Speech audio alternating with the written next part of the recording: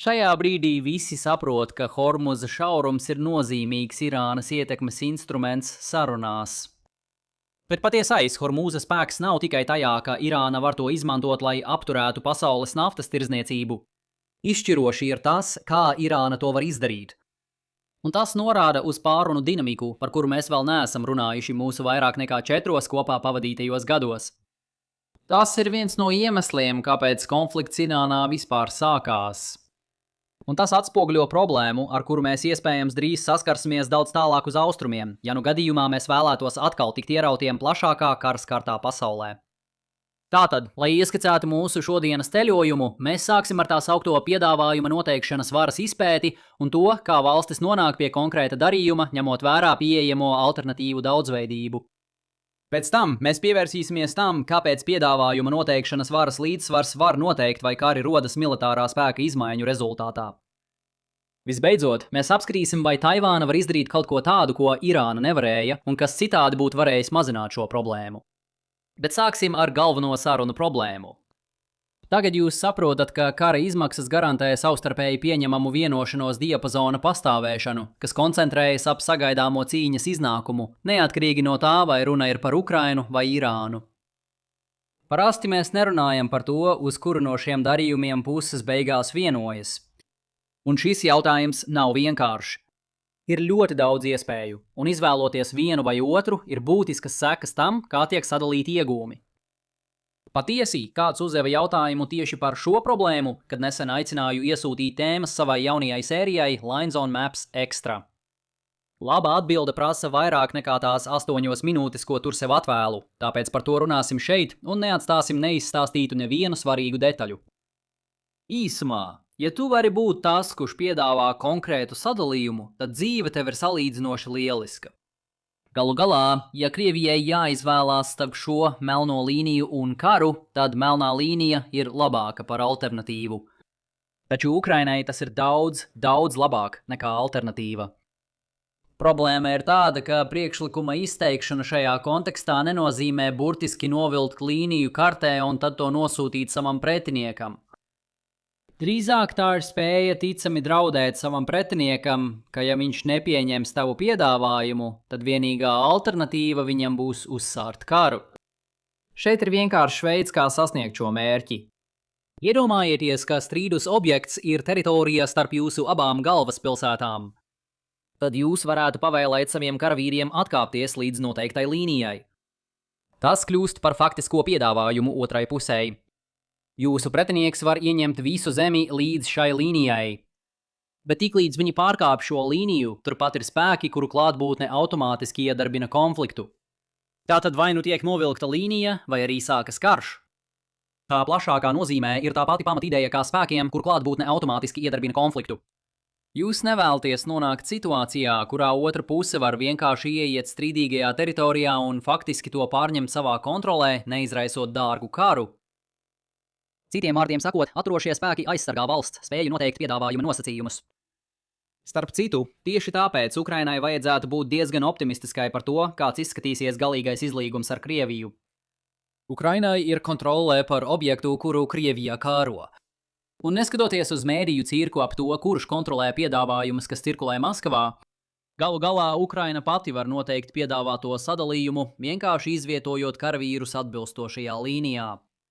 Dalīgā vienošanās iespējams nebūs lielisks salīdzinot ar to, kā viss izskatījās 2022. gada janvārī, taču tas būs viens no labākajiem Ukrainas alternatīvajiem variantiem, kas joprojām būs pietiekami pārliecinošs, lai pārliecinātu Krieviju apstāties.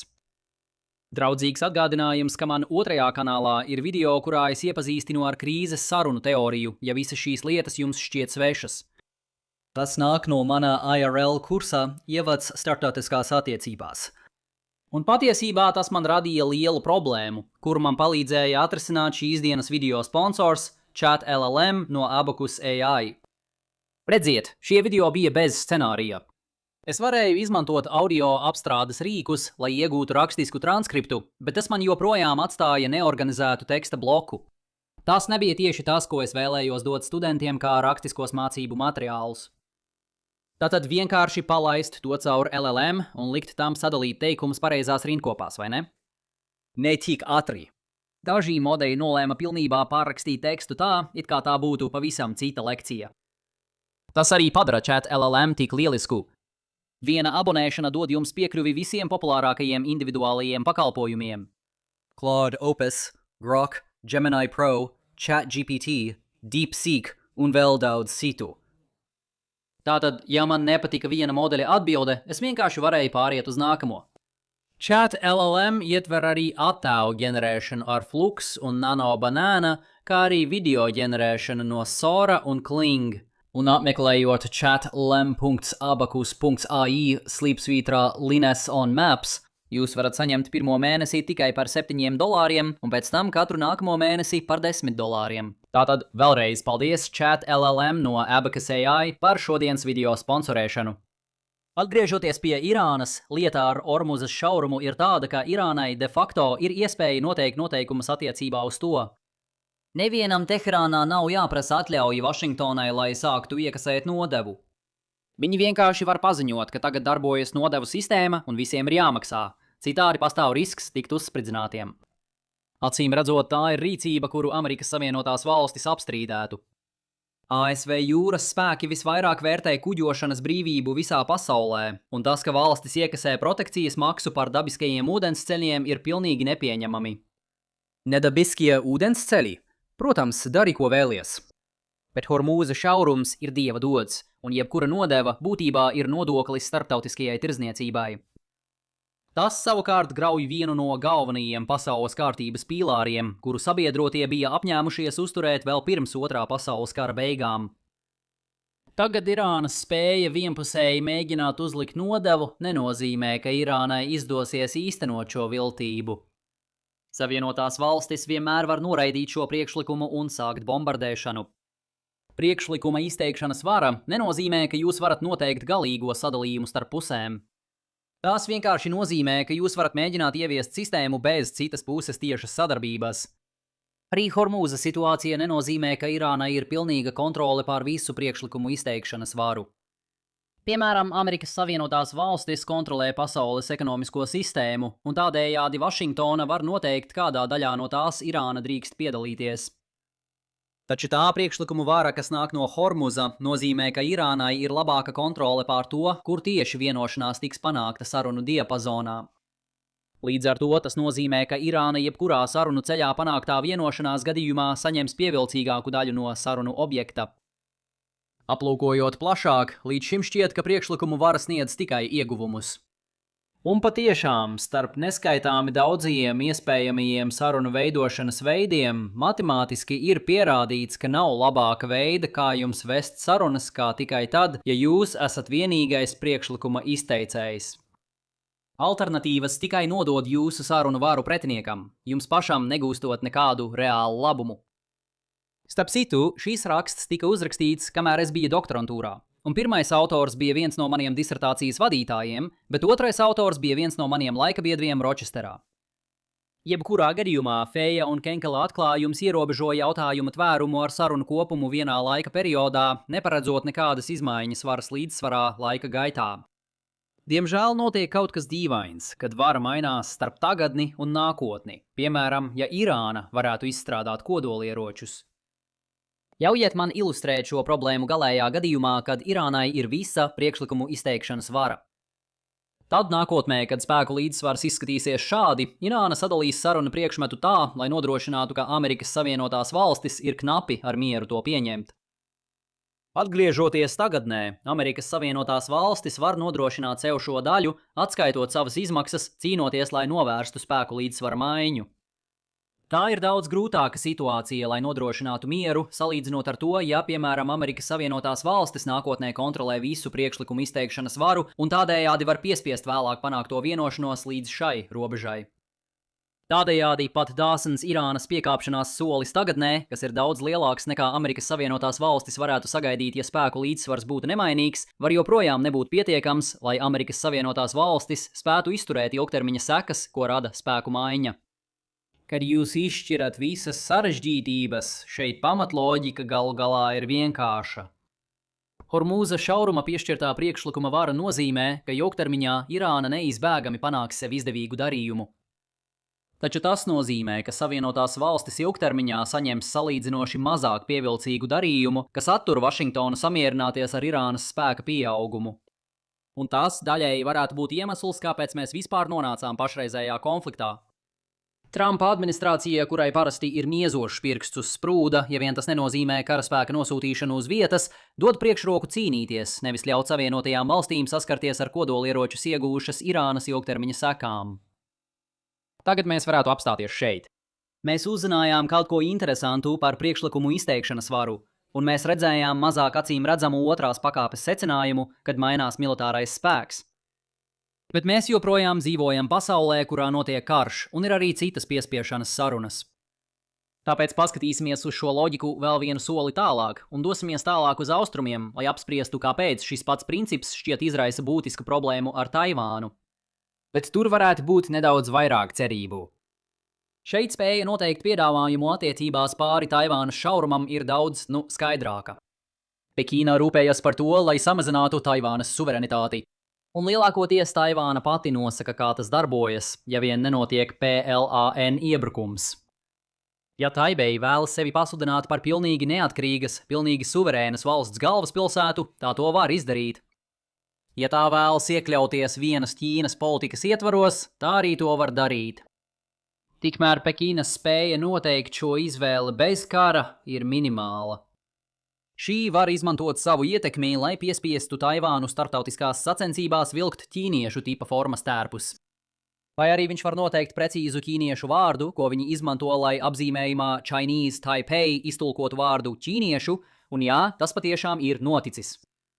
Vai arī viņš var liekt Taivānas prezidentam pārlidot trešo vai otro valstu teritorijas. Patiesībā, vai mums tās vajadzētu saukt par otrajām vai trešajām valstīm, arī tas pats par sevi ietilpst šajā kategorijā. Tomēr dienas beigās tas viss ir politisks teātris.